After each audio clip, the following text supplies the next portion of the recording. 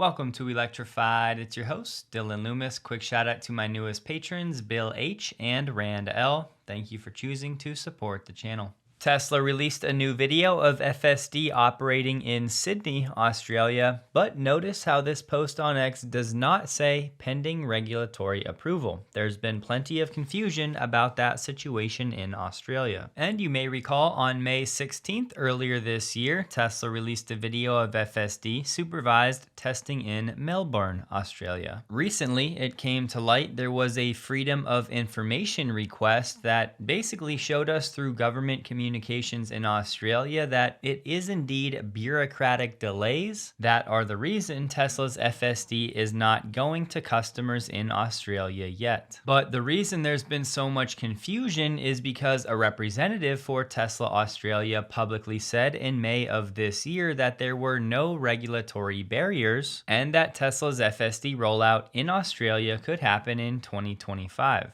So to me, unless something else is going on, it seems like a semantics game. It may not be regulations, but there are some bureaucratic concerns about the system. The only thing I could find that makes sense, the Australian road rules through Regulation 297 requires drivers to maintain proper control of the vehicle. And most of the time that's interpreted as keeping your hands on the wheel at all times. So clearly Tesla's FSD, which you can use hands-free, is going to cause some problems without a specific exemption, which as far as we know, Tesla has not yet secured. Plus that FOI request was stressing driver liability and attention monitoring, but ultimately that document is the smoking gun here as it shows us that Tesla was actually ready to launch FSD in Australia, but some concerns from the Australian government have seemingly caused the delay. Translation, the way I'm interpreting this situation,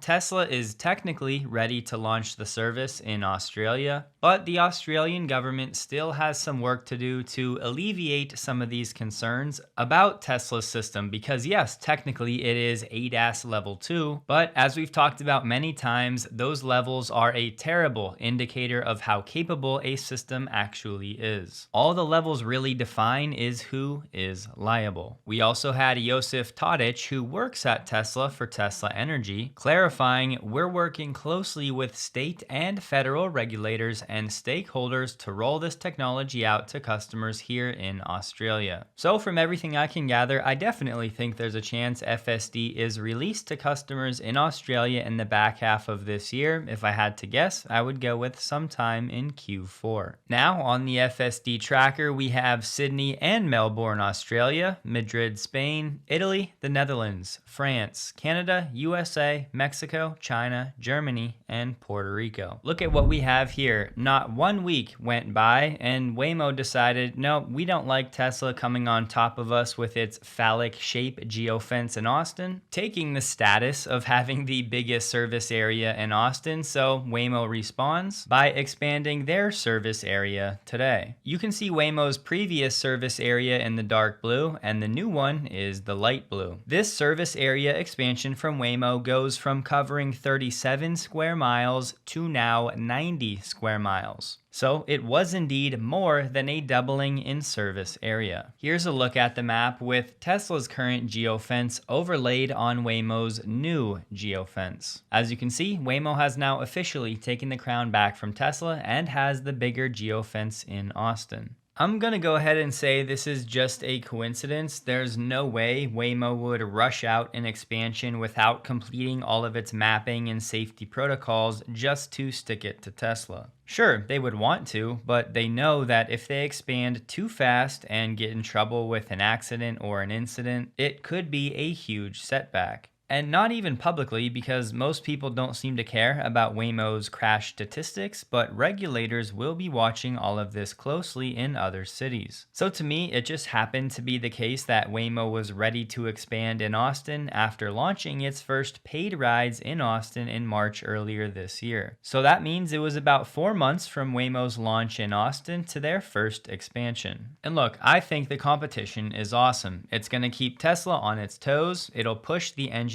to solve problems, and ultimately with every expansion, the customers will keep winning as more people end up in an area with a robotaxi service. There is nothing official from Waymo about increasing its fleet size in Austin. The word out there for the past few weeks is that Waymo has about 100 vehicles in its Austin fleet. It would not surprise me one bit if come early August, Tesla has another expansion of its own in Austin. But first, there may be some software problems to work out. Have a look at Ellie's video. The Tesla pulled into a random parking lot, and then Tesla support came online again and started talking to me.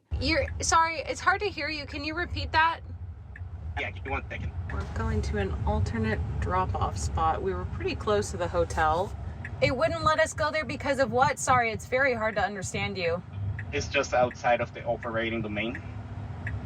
Oh, well, it was listed on the app as one of the locations that is on the app. Yeah, no, it's that's what we're trying to correct right now. Please go ahead and safe recover and take Ryder to the final destination. My last ride, Tesla had to intervene, and wow, I have never seen this. Okay. Tesla support. Support. I'm unable to shift the vehicle out of park. I'm unable to access settings, and I'm unable to shift from park.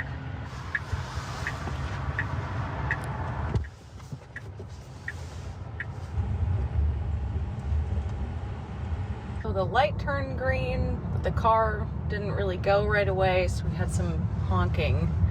So we're sitting for like 20 minutes trying to troubleshoot this thing with a different problem than last time when the car also had to have Tesla intervene. So it seems like the problem was a destination that showed up in the app as a valid choice either was not in the active service area or it was, but the system did not recognize it. So I think Tesla will iron that out no problem, but it's good to be aware of things like this because it is part of the reason I would say Tesla's probably not ready to remove the safety monitors. 99% of the time, yes, they would be ready to, but it's that 1% where they still need to be there. And have a look at this clip from Farzad because my main interventions have been something very similar to this, making right-hand turns where my car pulls out in front of somebody and doesn't speed up fast enough. Wonder if it's got a left turn coming up. No, I guess it's just being super safe. So we'll just continue watching this and see what it does. I think it's just gonna wait for all the traffic to clear here. We got a car coming in the right lane. Yeah, that was aggressive. Yeah, I wouldn't have done that. So that was something probably the Tesla team has to look at there. Just a little aggressive. It had the time, and it pulled away quickly, but something that the Tesla team should look at.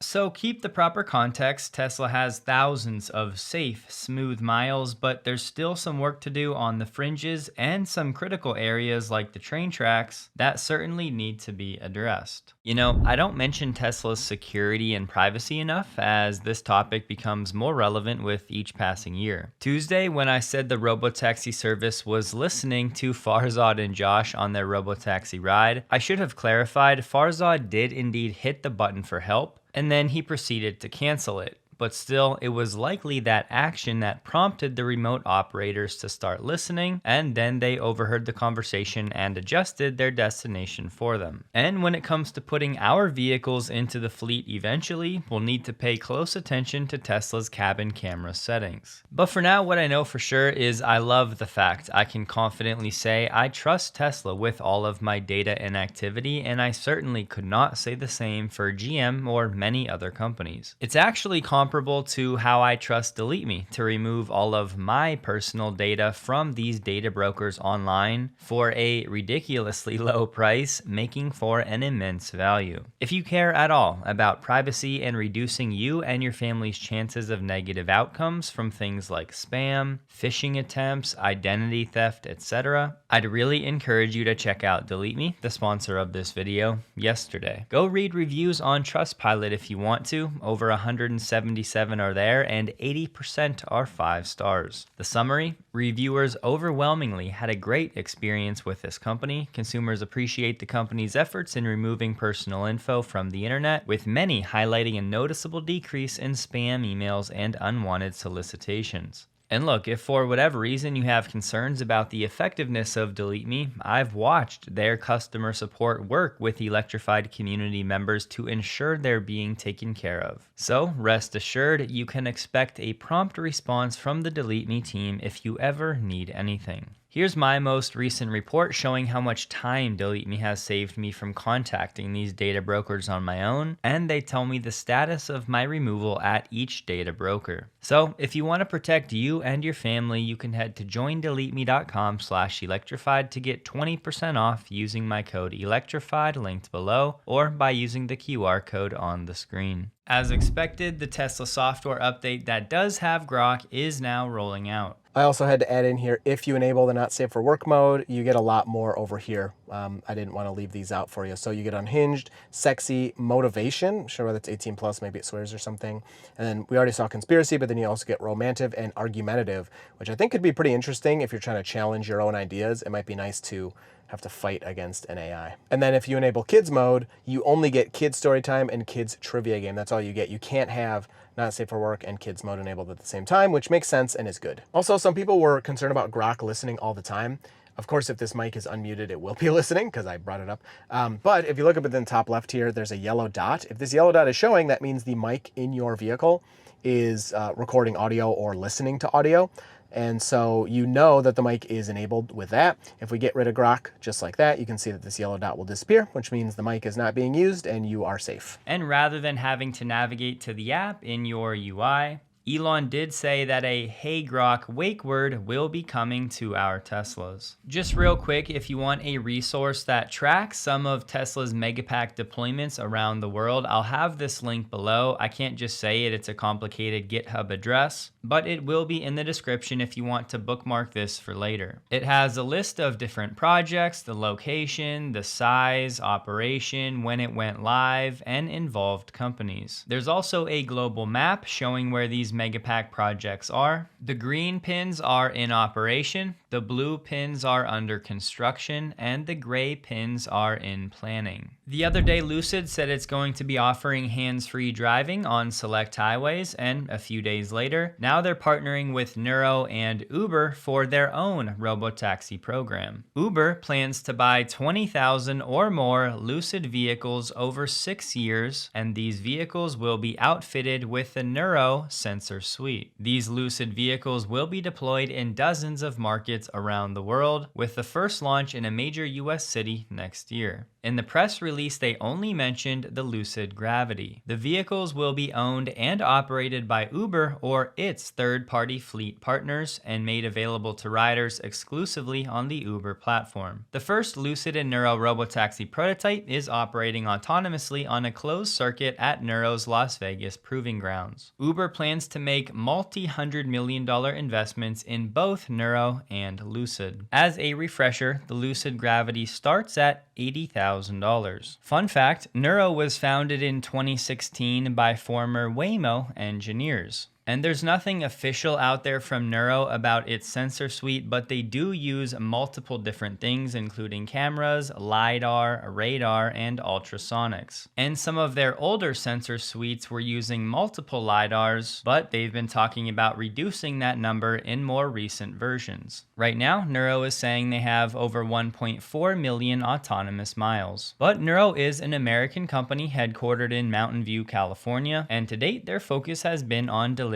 goods. Nuro has about 950 employees, and initially they were going the Tesla vertical integration route, building its own vehicles, but now they have shifted to licensing its Nuro driver platform. Again, there's no official public information, but based on what we know about Nuro's sensor suite, it likely costs between $10,000 and $20,000. And perhaps one of the most important distinctions, Nuro does indeed rely on HD mapping, meaning Nuro has taken a similar approach to what Waymo is doing. I see this as a slam dunk for Lucid. It gets to sell 20,000 vehicles or more over 6 years, and then it's basically in the clear. Nuro is responsible for the autonomous operations, and Uber owns and operates the fleet. But from Uber's perspective, I just can't see this being a great decision long term. Reason being, Initially, Uber will be looking at paying around $95,000 per vehicle, which is the base cost of the Gravity plus the neurosensor suite. So for 20,000 vehicles, that would be a $2 billion investment over the next few years. And sure, the Gravity has a long range and should be luxurious and a great rideshare option, but from a cost perspective, there's just no way this is the most efficient route, and Neuro is still largely unproven. Which, yes, means Uber will get in at a better valuation, but it's also taking on a lot more risk. And there are no guarantees this service is ready on time. I will not be surprised if it gets delayed or scrapped altogether. But I am rooting for it. More robotaxis, more competition, more EV companies hopefully surviving, and potentially an American autonomous company also growing. I just think it's going to be nearly impossible for Uber to win on cost when Tesla launches cybercabs with an out-the-door cost of $30,000. Because remember, this partnership isn't expected to launch on the Uber platform until late 2026. The U.S. Commerce Department imposed preliminary duties of 93.5% on Chinese imports of graphite. The new duties will be added to existing rates, making the effective tariff 160%. A final ruling should be announced by December 5th.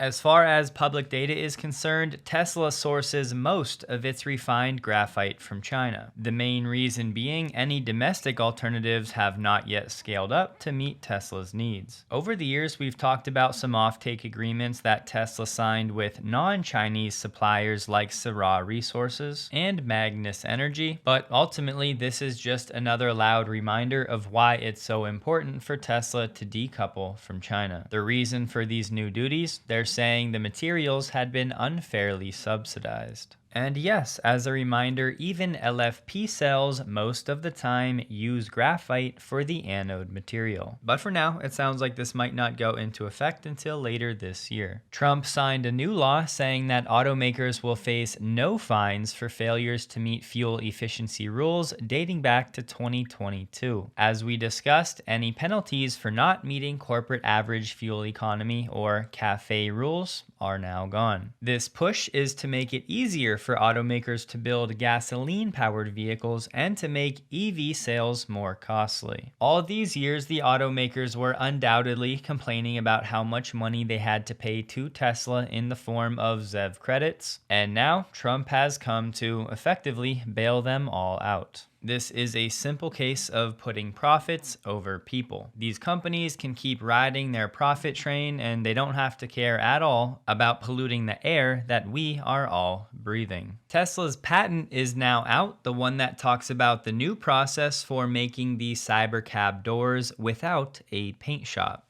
As we know, traditional car panels are usually metal and then get painted separately after the fact. Tesla's method is going to use advanced plastics as the base material. These plastics are molded into the proper shape using injection molding, and instead of painting after the fact, Tesla's approach will inject color and protective coatings directly into the plastic while it's being molded. So the panel or the door will come out of the manufacturing process already colored and protected, no need for a paint shop. It's ready to be thrown straight onto the car. Why is this a big deal? Well, it's going to save Tesla a lot of money. It reduces labor, equipment, material, because we know painting requires things like a paint booth, robots, and chemicals. Traditional painting can add days, if not weeks, to the manufacturing process due to the drying and the curing and the quality checks. And since the color is integrated right into the material, it's a lot less likely to chip, scratch, fade, or peel over time. I'm assuming using these plastic-based panels will lead to a much lighter overall weight. And it's not like Tesla will be hamstrung to one color. They can always experiment with different colors or textures. Repairs might be easier, insurance costs might be lower, and ultimately this will just make the whole process a lot more scalable. And for low volume paint shops, you may be looking at a cost of $150 million,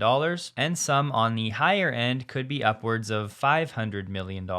So not only only is this a big financial savings for Tesla, but it's also a big space savings. Paint shops have to have very clean conditions, special HVAC, wastewater treatment, and at the end of the day, that can be tens if not hundreds of thousands of square feet. And traditional paint might cost between $500 and $1,000 per vehicle. So at even 500,000 cars a year, that's $500 million every year on the high end. Now, yes, of course, doing it this way is going to have its own list of expenses up front. Tesla's going to need some new molding tech and injection systems. They're going to need whatever material they're going to use to inject these colors and protectants. But my point, at the end of the day, it's going to be significantly more cost effective and more time and space effective as well. Tesla has filed for a new variant of the Model 3 that could have up to 800 kilometers of range, which would be an additional 29 miles on top of the current longest range Model 3 in China. And if you convert 800 kilometers on the CLTC, 2 miles and the EPA, that would give us about 368 miles. I'm sure many of you have seen the new Model Y L by now that Tesla will be launching in China later this year. This is a 6-seat variant and the first official 3-row Model Y in China. It'll be 209 pounds heavier than the current Model Y all-wheel drive. It will be 7 inches longer than the current Model Y and 1.7 inches taller, with the wheelbase that's 6 inches longer. The battery pack will be NCM from LG in China, and this new variant will get new wheels, new seats, this new light gold exterior color, a modified rear design, and a new spoiler. Tesla's Model X is 199 inches long, so the Model Y L is still 3 inches shorter than the X. However, the Model Y L does have a bigger wheelbase of 120 inches, where the Model X wheelbase is 117. So it's shorter overall, but it might feel like it has more interior space. But that's only from a length perspective, because from a width perspective, the Model X is still over 3 inches wider. And Tesla's Tao Lin has said this is going to be a full-scene 6-seat luxury SUV, which means all 4 of the rear seats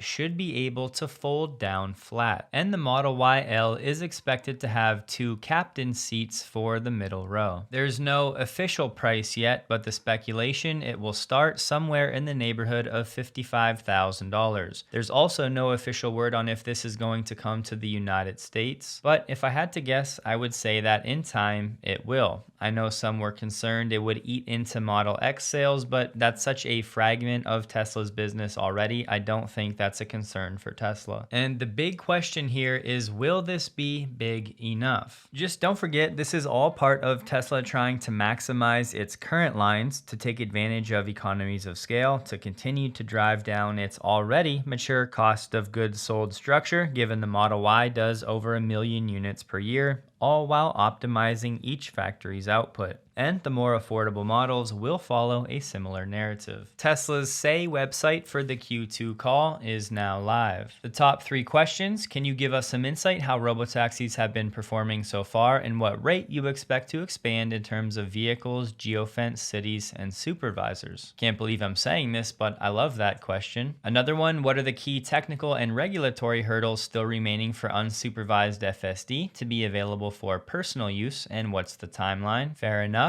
And third, what specific factory tasks is Optimus currently performing, and what's the expected timeline for scaling production to enable external sales? How does Tesla envision Optimus contributing to revenue in the next 2 to 3 years? And one more, because these are surprisingly good relative to what we're used to. Can you provide an update on the development and production timeline for Tesla's more affordable models? How will these models balance cost reduction with profitability, and what impact do you expect on demand in the current economic climate? So it's looking like we might not have terrible questions this time around. This was a frustrating chart from Charlie Bolello. US auto insurance rates have increased 94% over the last decade, far above the 35% increase in overall consumer prices. Of course, overall US consumer prices is not the best comparison. I'd prefer to see an automotive cost of goods sold or something along those lines. But I'm sharing this because somebody still needs to ask ask the question, what is going on with Tesla insurance? It's like everybody has completely forgot this was even part of the business.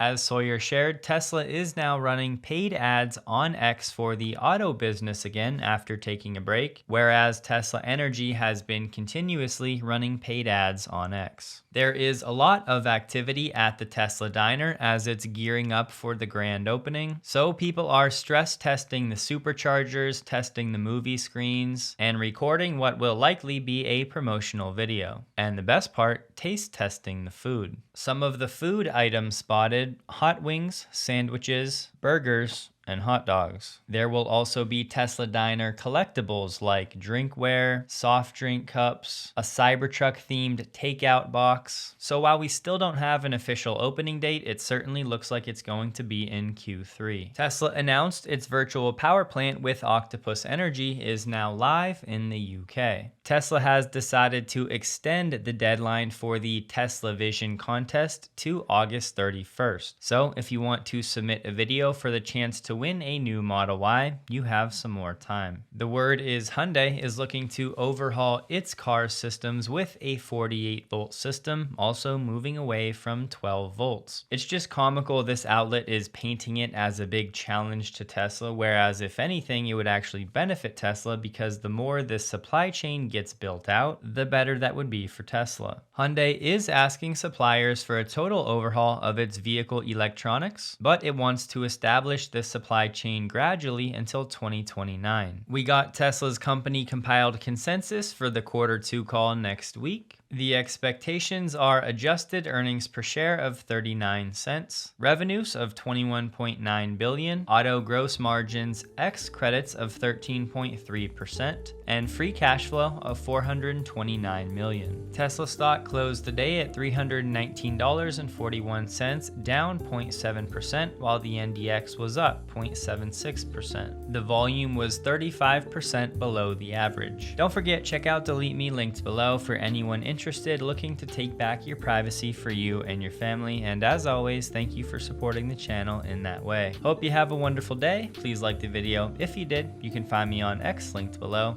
And a huge thank you to all of my Patreon supporters.